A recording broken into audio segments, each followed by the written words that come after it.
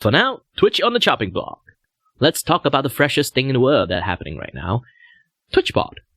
You have to know one thing.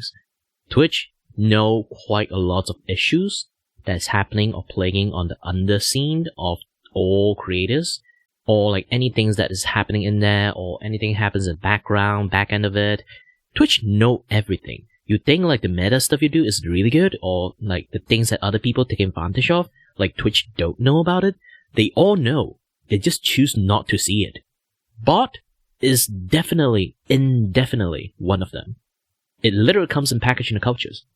And this might be a very controversial thing to say, because like some of the streamer did more or less most likely have their career jump started via bot. Maybe they are not the one to do it, someone else did it for them, or when they do some promotion stream and then like, you know, like the company like, do a strat, like bot the heck out of them. This is like a legit things that happening as a strategy. This is actually one of the tactics on how people use it to show their stream on top of people's eyes, by literally shoving yourself up into the top. You kind of can know that how like TikTok on people just like pay TikTok to kind of like shove their video into people's eyes. It's technically the same strategy, while way more people doing it on the fraudulent side, and you know, and lots of like backed actors and everything.